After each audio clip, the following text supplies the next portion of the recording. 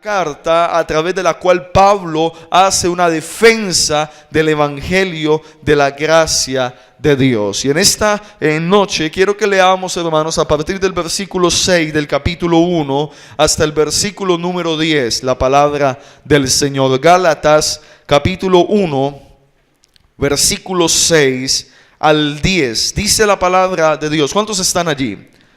Dice la palabra de Dios: estoy maravillado de que tan pronto os hayáis alejado del que os llamó por la gracia de Cristo para seguir un evangelio diferente. No que haya otro, sino que hay algunos que os perturban y quieren pervertir el evangelio de Cristo. Mas si aún nosotros o un ángel del cielo os anunciare otro evangelio diferente del que os hemos anunciado, sea anatema.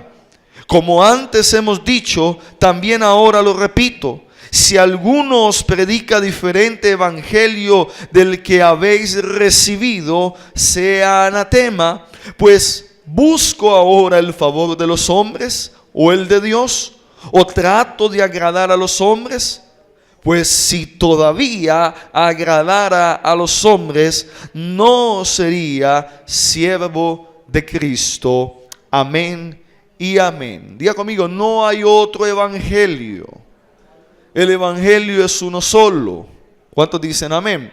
Ahora, esta sección del capítulo número 1 es una sección que debemos entender muy bien, porque cuando analizamos las demás cartas del apóstol Pablo, Pablo, después de presentarse y de saludar a la iglesia a la que él escribe sus mensajes, procede a hacer una especie de reconocimiento, elogio a Dios por la iglesia, o a la iglesia. Pablo siempre en las cartas, allí en esa sección, después de saludarlas, les da una bendición o habla acerca de algún reconocimiento. Por ejemplo, cuando uno comienza a leer la primera carta a los Corintios, Pablo, después de que se presenta, él hace un agradecimiento a Dios y reconoce cómo la iglesia a los Corintios era una iglesia que abundaba en los dones espirituales. Por ejemplo, ¿cuántos han leído allí el capítulo número 1? Lo puede usted buscar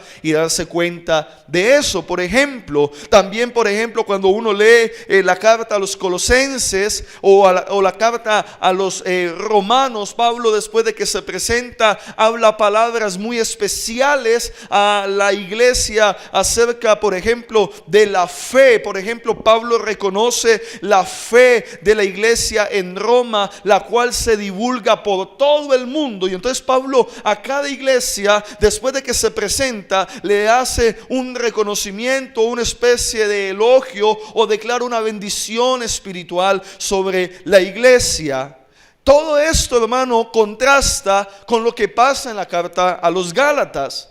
Pablo aquí, al presentarse y después de hacerlo, no hace ningún agradecimiento, no hace ningún reconocimiento, no hace ningún elogio a la iglesia, sino que por el contrario entra directamente a tratar la problemática y a tratar de hablar de una manera censurando la mala actitud de la iglesia en aquel lugar, la cual había comenzado a alejarse del evangelio que él había predicado al comienzo. Y Pablo aquí, hermano, no escatima absolutamente nada, no se pone con rodeos, no hace ningún elogio. Pablo está haciendo una defensa vehemente y contundente, atacando el problema que estaba sucediendo en la iglesia, y directamente les habla a los hermanos y les dice en el versículo 6: estoy maravillado de que tan pronto os hayáis alejado del que os llamó por la gracia de Cristo para seguir un evangelio diferente. En vez de recibir una bendición, en vez de recibir un reconocimiento, en vez de recibir un elogio a la iglesia, Pablo directamente entra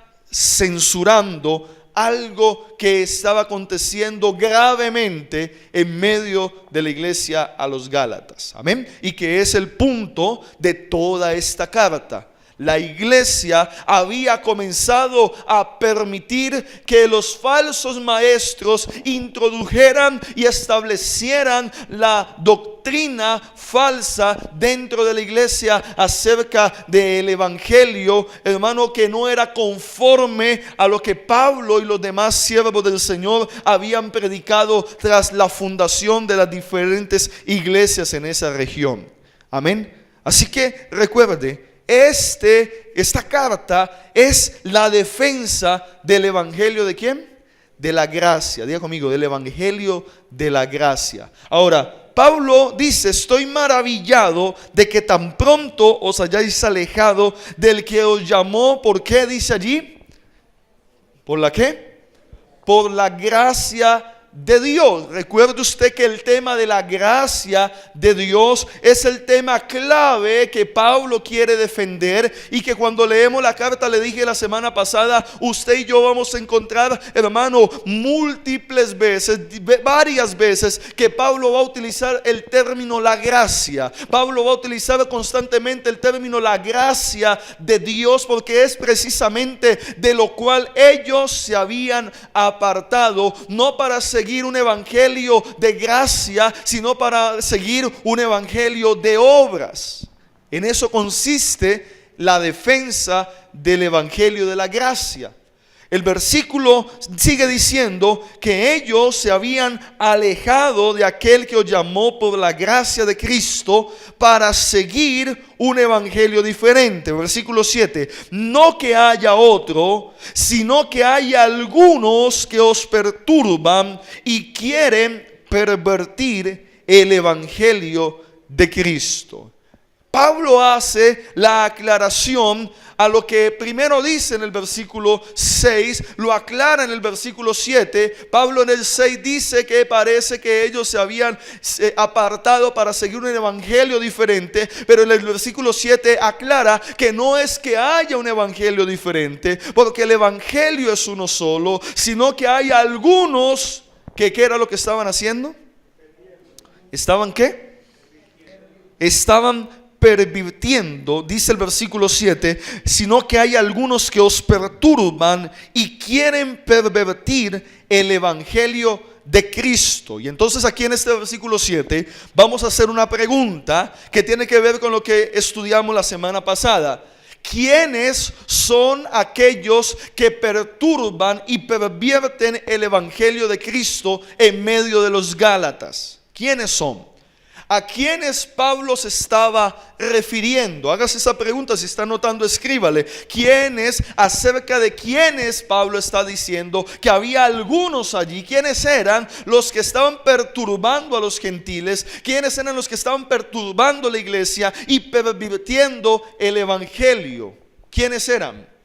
Entonces la semana pasada estuvimos estudiando, hermanos, que claramente, y bueno, después lo vamos a ver en el capítulo número 1 y capítulo número 2 también, de que Pablo claramente comienza a referirse acerca de un grupo de cristianos judíos llamados o que se hacían llamar los de la circuncisión, a los cuales también se les comenzaba a llamar judaizantes. Amén. No se olvide, la semana pasada estuvimos hablando acerca de los de la circuncisión o los judaizantes. Dígale que está al lado suyo, los judaizantes. ¿Sí? Entonces, nuevamente, ¿quiénes eran estos llamados los de la circuncisión? ¿O quiénes eran estos llamados los judaizantes? Número 1, pues son los que Pablo está haciendo mención, que eran los que estaban perturbando y pervirtiendo el evangelio predicado entre los hermanos con falsas enseñanzas. Número 2, eran hermanos judíos. Diga conmigo, judíos. Cuando hablamos de judíos, estamos hablando de gente adepta a la religión judía, a las tradiciones judías, seguidora de la ley o la Torá o la ley de Moisés y todos los ritos y las tradiciones judías, pero que en particular se habían convertido a Cristo o habían creído que Jesucristo era ¿quién? Era el Cristo o el Mesías. Ahora, ¿qué tenía de particular estos llamados judaizantes o de la circuncisión, si eran cristianos, pues eran cristianos, pero el problema de ellos es que no estaban completamente convencidos de creer que solamente la fe en Jesucristo salvaba, sino que para ser salvos era necesario, además de creer en Cristo, guardar completamente todos los mandamientos y los ritos de la ley de Moisés. Amén. Algo, escúchelo bien, que no concordaba y no concuerda para nada con la enseñanza del Evangelio de Jesucristo respecto a la salvación. El Evangelio de Cristo enseña que la salvación no era por guardar los ritos y mandamientos de la ley, sino por la sola fe en Jesucristo, quien es el que justifica al pecador. Y Pablo deja claro más adelante que por esto entonces ningún ser humano podrá ser justificado mediante las obras de la ley, solamente mediante la fe en Jesucristo. El hombre es justificado delante de Dios y es salvo. ¿Cuántos lo creen? Ahora, ¿usted cree lo mismo o no? ¿Cuántos creen que solo por la fe en Cristo somos salvos y justificados delante de Dios? Ahora, lógicamente tendríamos que profundizar qué es la fe en Jesucristo y cómo es la fe en Jesucristo y qué contiene la fe en Jesucristo, pero eso después lo hablaremos. Ahora, en el capítulo 15 de Hechos, por favor mire lo que dice Hechos capítulo 15 versículo 1, confirmamos lo que acabamos de mencionar. Dice la palabra del Señor, versículo 1 de Hechos capítulo 15, entonces algunos que venían de Judea, es decir, judíos, enseñaban a los hermanos. ¿Qué era lo que enseñaban? ¿Cuál era la enseñanza de los judaizantes? Ahí está, mírelo, ahí está. ¿Qué era lo que enseñaban? Dice, si no circuncidáis conforme al rito de Moisés, no podéis ser salvos. Esto era una de las cosas que enseñaban ellos. Escuche, ellos eran cristianos porque creían que Jesús era el Mesías, ¿cierto? Creyeron que Jesús era el Salvador. Pero ellos, hermano, seguían pensando que la obra de Jesús no era suficiente, sino que también para ser salvos tenían que someterse los gentiles y todo el mundo a los ritos que tenían ellos en el judaísmo. Uno de ellos, y el más importante para ellos, la circuncisión. Por eso los llaman los de la circuncisión, porque era su tema central, hermano, la circuncisión. ¿Cuántos saben qué es la circuncisión? ¿Quién no sabe qué es la circuncisión? Levante la mano. Bueno, entonces tengo por sentado que todos saben qué es la circuncisión. Entonces, recordando que en el judaísmo la circuncisión era la señal del pacto que Dios había hecho con el pueblo, y que esto se había convertido en algo, hermano, tan importante para ellos, que, hermano, eso era lo que según ellos o para ellos determinaba si una persona era justa o no, si una persona podía agradar a Dios. No estaba basada en las obras de justicia, en el amor a Dios, sino principalmente en si tenía o no la circuncisión. ¿Estamos? Es más, para el judaísmo, una persona incircuncisa era una persona inmunda. ¿Estamos? Y entonces leímos, no lo vamos a volver a leer porque es devolvernos, el capítulo número 10 de Hechos de los Apóstoles, cuando Pedro tiene que tener una revelación de Dios para poder entender que después debía entrar a la casa de un hombre incircunciso como era Cornelio. Y cuando Pedro llega, eso es lo primero que dice. Ustedes saben cuán terrible, cuán impuro, cuán indecoroso es para un judío entrar en la casa de un gentil, pero entendido hoy que para Dios no hay acepción de personas, porque ellos estaban convencidos que el evangelio era solamente para los judíos, y que el evangelio, hermano, tenía que seguir viendo con guardar los ritos de la ley para que la gente fuese salva. Entonces fíjese lo que dice: si no os circuncidáis ¿conforme a qué? ¿Conforme al qué? Al rito. No era un único rito. ¿Cuántos ritos tenían ellos? Eran muchos. Ahora, este era el más importante para ellos. Este era el más determinante para ellos. Pero habían una cantidad de ritos. Entonces ellos estaban basando la salvación en cumplir ritos. Si está anotando, anote eso. Estaban basando la salvación en cumplir ¿qué? Ahora, la pregunta: ¿somos salvos por hacer y cumplir rituales? ¿Cierto que no? Ahora, eso es lo que enseña la religión falsa, ¿cierto? Que por tales ritos, que por tales los llamados sacramentos, ¿cierto? Que en la doctrina católica, por ejemplo, cumplirlos otorgan la salvación. Son sacramentos, son mandamientos sagrados que dan salvación, y entonces son ritos y una cantidad de ritos que supuestamente otorgan la salvación. Hermano, no hay rito alguno que nos dé salvación. Amén. Ahora, esto estaba siendo enseñado por parte de cristianos judíos que no habían comprendido que la salvación era ¿por qué?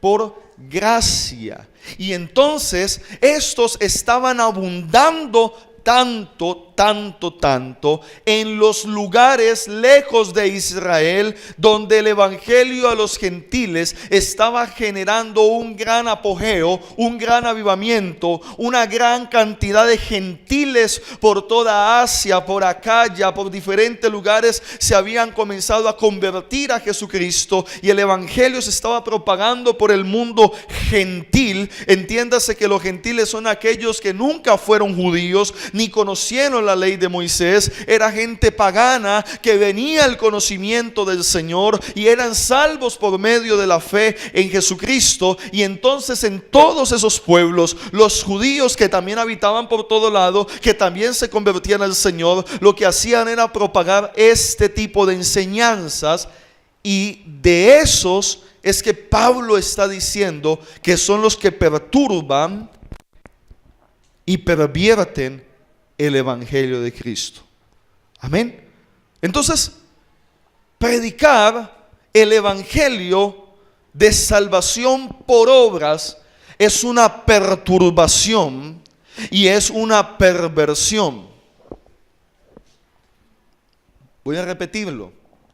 La predicación del evangelio por obras, según la Escritura, es una perversión. ¿Estamos claros? Entonces, cuando se predica que el hombre es salvo por las buenas obras que haga o por las obras de caridad, eso le garantizará un lugarcito en el cielo, eso es una perversión. ¿Sí me está escuchando, mi hermano? ¿Sí?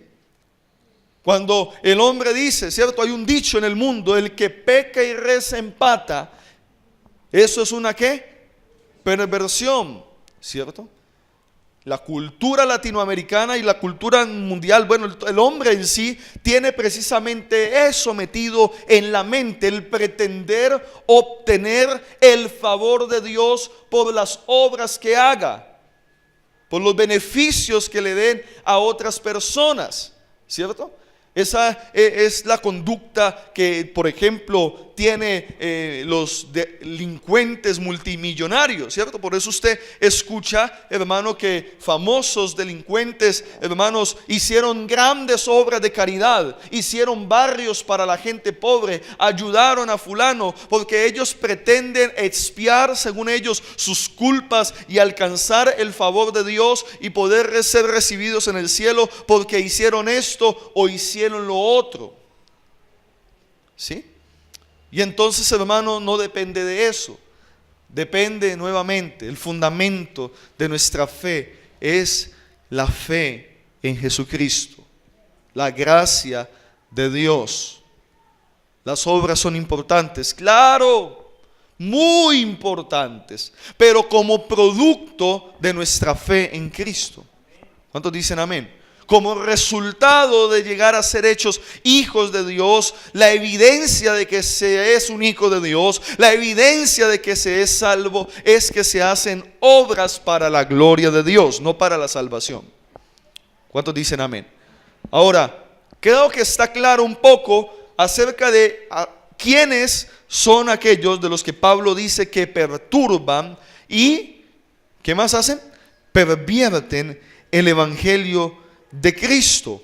Ahora, más adelante vamos a mirar tan solamente unos pasajes. Aquí mismo en la carta de Pablo a los Gálatas, Pablo aquí sigue haciendo mención, hermanos, de ese grupo de personas con los que el apóstol Pablo toda su vida en el ministerio pues tuvo esa lucha constante. Entonces, por ejemplo, en el capítulo 2, Pablo está continuando desde el capítulo 1 el relato de su historia, de cómo ha sido su proceso en el evangelio, y él menciona lo siguiente. Después, versículo 1 del capítulo número 2, después, pasados 14 años, subí otra vez a Jerusalén con Bernabé, llevando también conmigo ¿a quién? A Tito. Diga conmigo, Tito.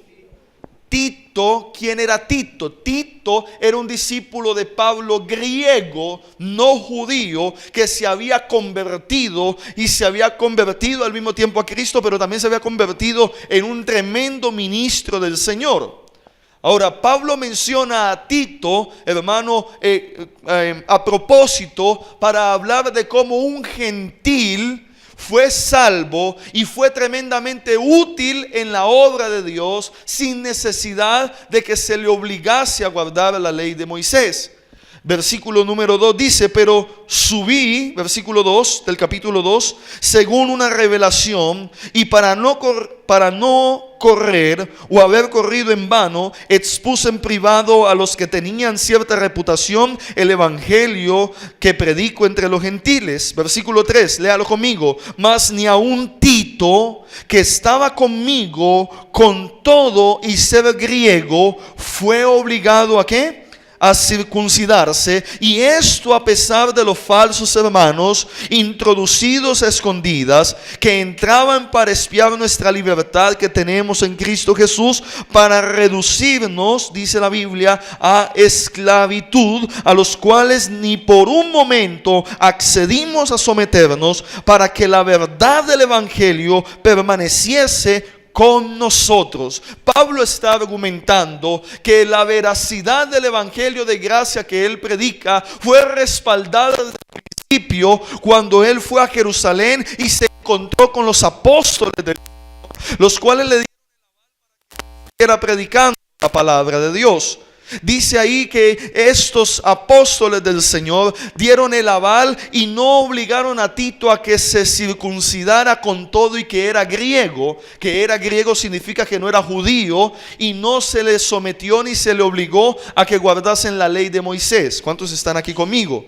Pablo dice que aunque esto pasó, allí habían un grupo de falsos ¿qué? ¿Qué dice ahí? ¿No leyó? ¿Falsos qué? Falsos hermanos, ¿sí? Que estaban todo el tiempo ¿qué? Pisteándolos, mirando qué era lo que ellos hacían o no hacían, con el propósito de juzgar y someterlos a que guardaran los ritos. Y Pablo dice: de todos modos, en ninguna manera accedimos ¿a qué? A someternos a la esclavitud que ellos pretendían ¿qué? Imponernos. ¿Cuántos dicen amén? Ahora, en el capítulo número 2 más adelante, versículo número 11, Pablo sigue su relato y cuenta acerca de un conflicto que hubo por este tema, aún con los apóstoles, con algunos de los apóstoles del Señor, incluyendo uno de los más importantes, el apóstol Pedro. Dice el versículo 11, léalo conmigo, 2:11. Pero cuando Pedro vino a Antioquía, le resistí cara a cara porque era de condenar. Mire las palabras. Le resistí cara a cara porque ¿qué? Porque era de condenar. Versículo 12. Pues antes que viniesen algunos de parte de Jacobo, comía con los gentiles, pero después de que vinieron, se retraía y se apartaba porque tenía miedo de los de la circuncisión. Oído, Pedro, hermanos, se había, hermano, involucrado en algún momento, no sabemos en qué momento, en las misiones con los gentiles.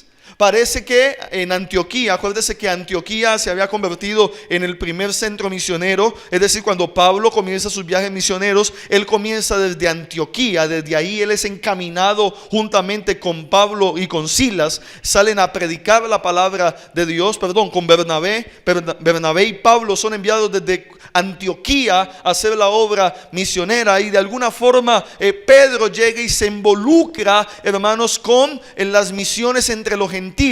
Y Pedro, habiendo entendido, según lo que dice Hechos 10, hermano, que el Señor tenía un propósito con los gentiles, Pedro, hermano, cuando estaba con los gentiles, dejaba de lado todos sus ritos de la ley.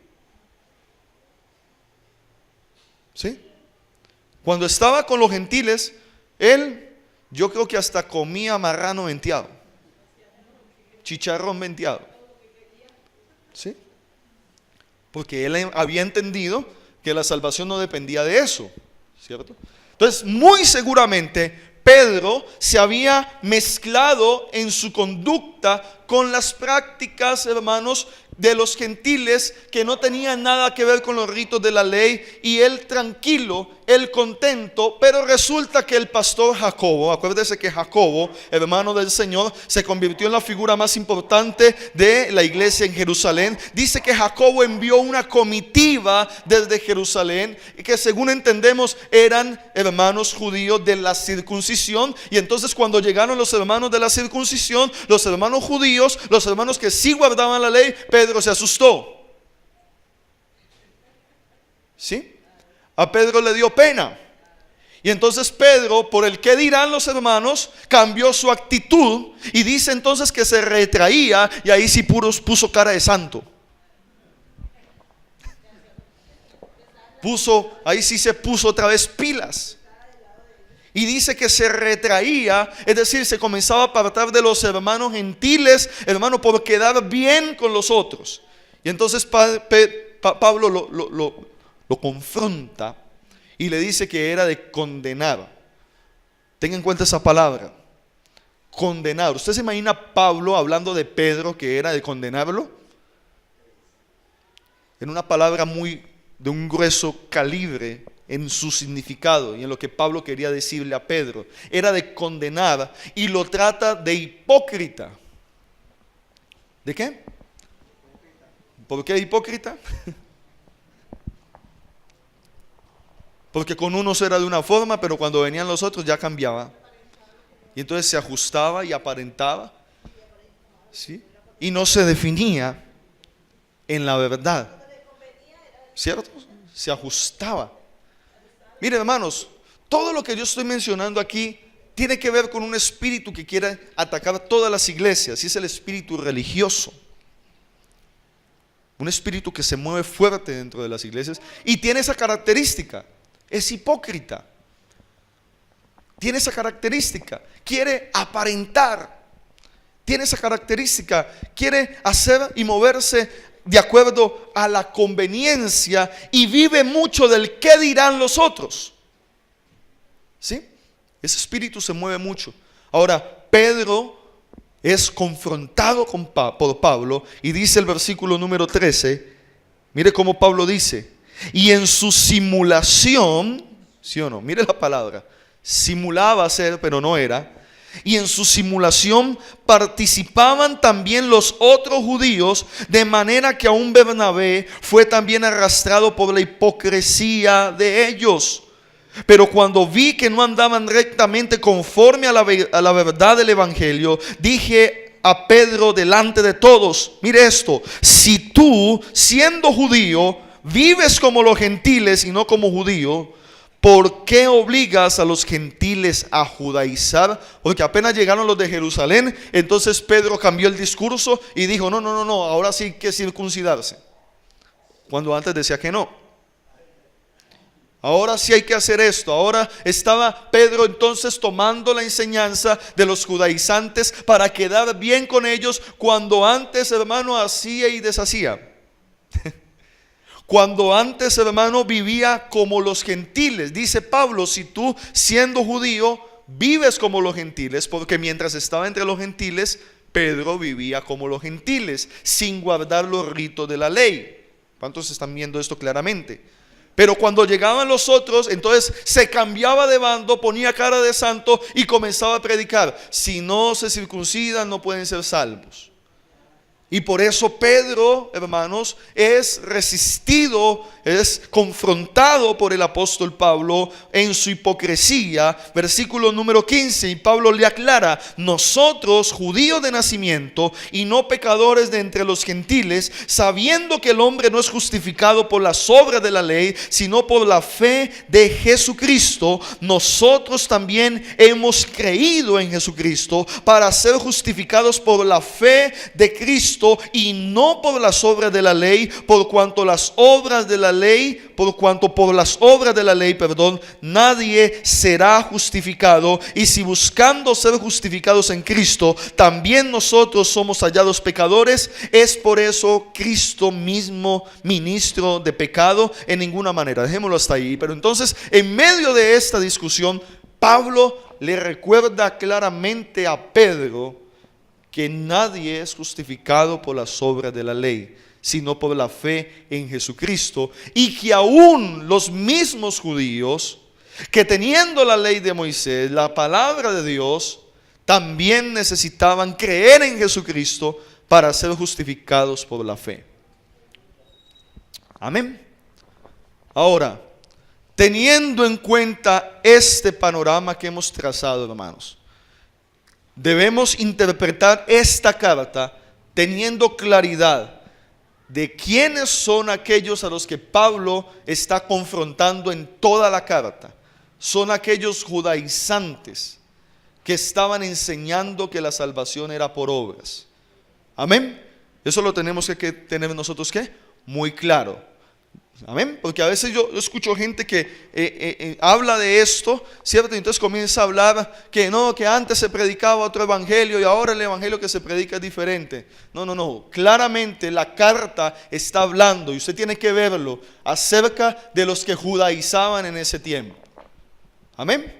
Ahora, claramente este mismo espíritu quiere permanecer dentro de la iglesia. Y claramente, hermano, estamos viendo que hoy, de muchas otras formas distintas, hay gente que está pervirtiendo el evangelio. Pero al interpretar la carta, usted tiene que ver que el tema es el legalismo, el tema es los judaizantes, el tema son aquellos que pretendían hacer que la gente viese que Jesucristo no era suficiente, hermano. Y lo que más debemos creer nosotros los cristianos es que la obra de la cruz es completamente suficiente para salvar al hombre, para librarlo, para perdonarlo y para darle una vida nueva. ¿Cuántos dicen amén? ¿Qué es lo que te da vida nueva? Cristo. Amén. ¿Qué es lo que te da vida nueva? Tu fe en Jesucristo, el vivir para Él, el amarlo a Él. Las demás cosas las hacemos para agradar a Dios, para exaltarlo a Él, hermano. Pero lo único que es fuente de vida y de salvación y de, hermano, la herencia en los cielos es la convicción de que Jesucristo fue a la cruz del Calvario y allí cargó sobre Él el peso del pecado que me condenaba a mí, y Él recibió el castigo de nuestra paz para que nosotros podamos presentarnos santos y sin mancha delante de Dios, no por nuestros méritos, sino por la sangre que nos ha limpiado y nos ha presentado justos delante del Señor. Ese es el evangelio. Ese es el evangelio que yo amo.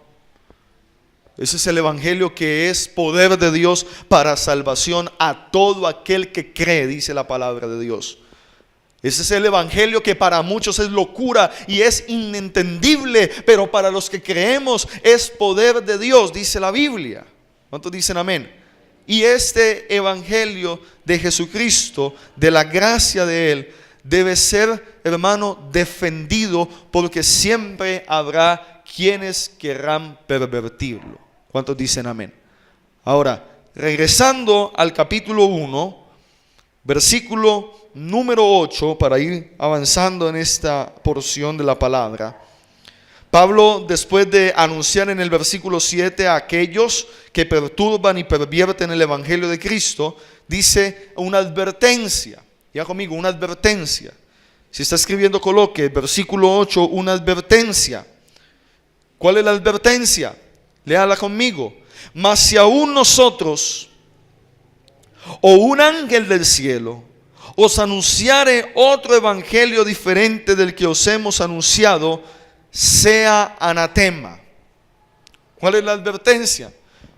Pablo se mete y él dice: si aún nosotros, hablando de él o su equipo ministerial, que era bien conocido, o un ángel del cielo os predica un evangelio diferente del que os hemos anunciado, sea maldito. La palabra anatema significa maldición o maldito.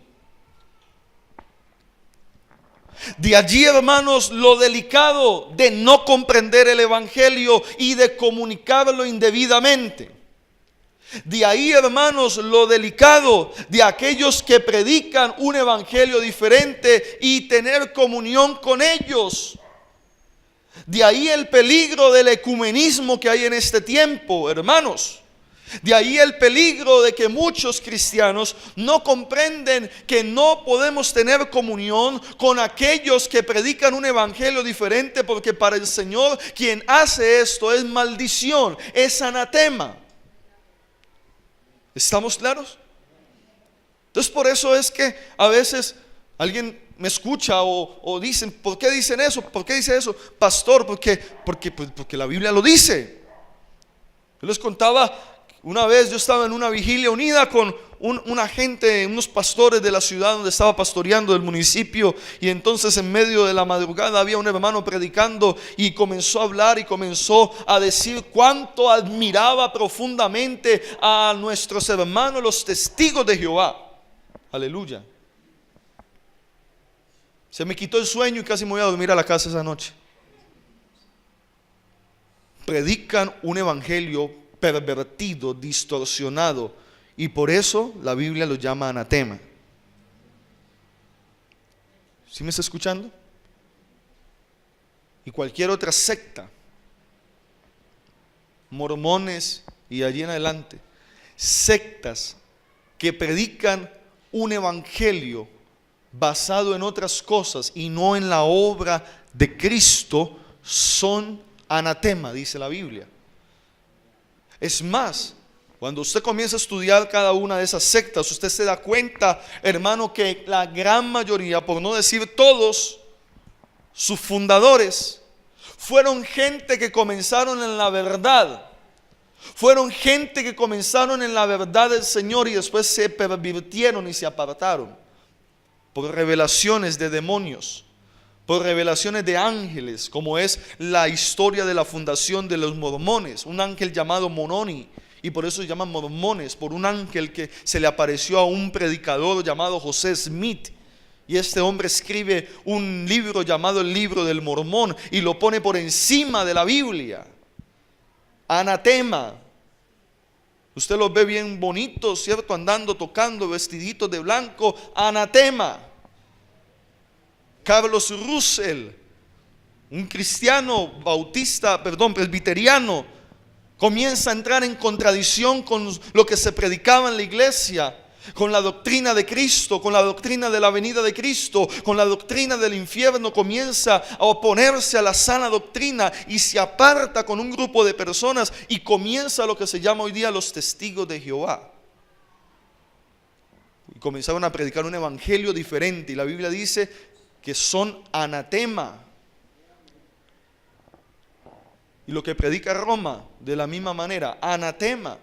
Pero hoy día usted ve, hermano, el ecumenismo, iglesias cristianas haciendo alianzas, haciendo congresos con gente católica. Hermano, si predican un evangelio diferente al que la Biblia plantea, Pablo está declarando categóricamente: sea anatema. Si alguno no comprende, entonces el Señor le hace un llamado a conocer la verdad. El Señor le hace un llamado a tomar la Escritura, a tomar la Biblia, y por sus propios medios comience a conocer el Evangelio de Jesucristo para que sea salvo y conozca la verdad. Amén. Ahora, ¿cuántos dan gloria a Dios? Porque el Señor ha tenido misericordia de nosotros y nos ha dado a conocer su verdad. Ahora, debemos cuidarnos nosotros, los que hemos conocido la verdad. Amén. Lastimosamente, mucha gente cae en el error por no conocer la verdad. Vivimos nosotros en el error muchos años porque eso fue lo que nos enseñaron. Anduvimos en muchos lugares buscando la verdad y nos enseñaron una mentira. Pero hablando no de los que no han conocido la verdad, sino de nosotros que hemos conocido la verdad, tenemos que tener cuidado porque los Gálatas habían conocido la verdad, pero se habían enredado. Pablo mismo dice: si aún nosotros, porque Pablo entendía que podía haber la posibilidad que aún él o cualquiera de ellos se extraviara de la verdad. Él mismo le escribe a Timoteo y le dice: cuídate de ti mismo y de la doctrina, persiste en ello, porque si esto haces, te salvarás a ti mismo y a los que te oyen. Retén la forma de las sanas palabras que has oído de mí. Pablo le aconsejaba continuamente. A Tito le escribe una carta y le dice lo mismo: mantente en la palabra, enséñala tal cual la recibiste, enséñala, no te apartes del evangelio que has recibido, porque cualquiera se puede apartar, hermano. Dios nos guarde. Cualquiera puede tener, hermano, o comenzar a tener la influencia. Por eso la Biblia dice que hay que tener cuidado, porque en este tiempo hay espíritus de error y doctrinas de demonios. El escritor Judas habla que muchos introducirán dentro de la iglesia doctrinas destructoras dentro de la iglesia. Muchos, Pablo, al despedirse de la iglesia en Éfeso, los domingos estamos estudiando Efesios por la noche, Pablo le dice: porque yo sé que después de mi partida vendrán muchos lobos rapaces, los cuales no perdonarán el rebaño, y aún de vosotros mismos, le dice a los líderes, a los ancianos, a los pastores, de vosotros mismos se levantarán hombres perversos que abren palabras malas. Dios nos guarde. Y el llamado de Dios es a permanecer en su palabra. ¿Cuántos dicen amén? Porque estamos viviendo tiempos peligrosos. Por eso tenga mucho cuidado. Por eso lea la Escritura. Por eso estudie la palabra del Señor. Por eso métase en la Escritura. Iglesia, metámonos en la palabra. Porque entre más usted se meta en la palabra, más entonces usted más conozca la palabra, más fácil podrá usted identificar a los falsos maestros que abundan por la radio, por la televisión, por los canales cristianos, por las emisoras cristianas.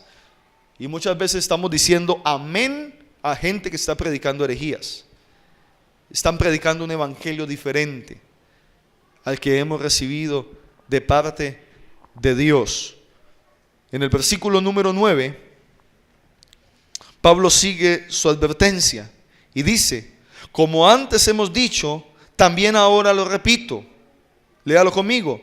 Si alguno os predica diferente evangelio de que habéis recibido, sea ¿qué? Sea anatema, sea maldición, dice el apóstol Pablo. Versículo número 10.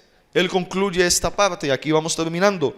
Pues, ¿busco ahora el favor de los hombres o el de Dios? ¿O trato de agradar a los hombres? Pues si todavía agradara a los hombres, no sería siervo de Cristo. ¿Por qué Pablo concluye esta sección hablando, hermanos?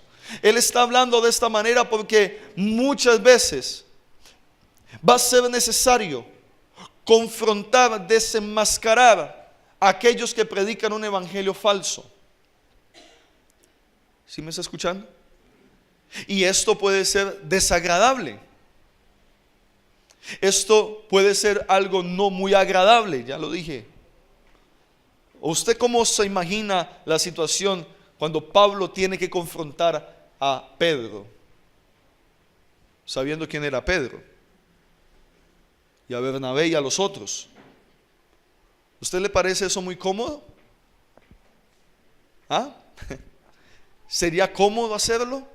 No sería cómodo, porque sería ponernos en una posición delante de los hombres no muy agradable. Pero entonces Pablo dice que lo que prevalece aquí no es agradar al hombre, sino agradar ¿a quién? A Dios, por la verdad de la palabra. ¿Cuántos dicen amén? ¿Agradar a quién? ¿Al hombre? No, agradar a Dios por la verdad del evangelio. Amén. Entonces usted sabe el dicho popular acerca de la verdad. ¿Qué dice el dicho popular? Que la verdad, ¿qué pasa con la verdad? La verdad duele. ¿Si ha escuchado usted ese dicho? Me lo inventé apenas ahorita. Ah, claro. La verdad incomoda, ¿o no? Pero Jesús dijo, la verdad os hará libres. Entonces Pablo les dice, entonces, espérense lo que les voy a escribir ahorita, pero sepan que a mí no me interesa lo que ustedes piensen de mí. A mí me interesa es agradar a Dios. Así que aténganse. Es como una advertencia, ¿no? Para lo que él sigue diciendo ahí. ¿Cuántos dicen amén? Entonces, mis hermanos, para que vamos concluyendo, no hay otro evangelio. El evangelio es acerca de Jesucristo. El evangelio no es acerca de los hombres. Hoy se predica mucho de los hombres. Hoy se coloca a los hombres, a los ungidos, en el lugar donde solamente Jesucristo debe estar para ser glorificado. Debemos tener cuidado. Debemos tener cuidado de estar añadiendo al evangelio de Jesucristo enseñanzas que no tienen nada que ver con la palabra de Dios ni con el evangelio de Jesucristo, y aún mandamientos de hombres que traen esclavitud y que están generando una condición en donde el hombre es salvo dependiendo de lo que haga y no dependiendo de lo que crea. Creemos que vivimos en santidad porque Dios es santo, y que debemos crecer en santidad en todas las áreas, que debemos crecer en obediencia al Señor y a su palabra, que debemos someternos a lo que el Señor enseña claramente en las Escrituras y obedecerlo. Pero hacemos todo esto no para ser salvos, repito, sino porque ya lo somos, sino porque ya somos hijos de Dios. Si usted ya es un hijo de Dios, entonces usted demostrará por los frutos dignos de arrepentimiento que lo es. Amén. Entonces, si usted ha nacido de nuevo, su conducta y su apego a las cosas de Dios serán evidentes. Entonces su conducta en el mundo cambiará. Entonces, si usted es un hijo de Dios, comenzará a ser santificado progresivamente por la obra del Espíritu Santo, que trae regeneración a todo nuestro ser hasta el día de Jesucristo. Él terminará la obra y la perfeccionará. Amén. Entonces dígale que está al lado suyo, estamos en proceso. ¿Está usted en proceso? Entonces los hijos de Dios pecan. ¿Y por qué pecan los hijos de Dios? Porque están en proceso, porque estamos procesados, estamos siendo perfeccionados apenas. ¿Sí o no? Y entonces, si la salvación fuera por no pecar, levante la mano, ¿quién se va para el cielo? Levante la mano el que se va para el cielo por no pecar. Por eso es por gracia, no por obras, para que nadie se gloríe. Pero la Biblia dice, muéstrame tu fe por tus obras. Si tú tienes la fe genuina del Hijo de Dios, vas a mostrar obras de justicia, de santidad, de obediencia a Dios.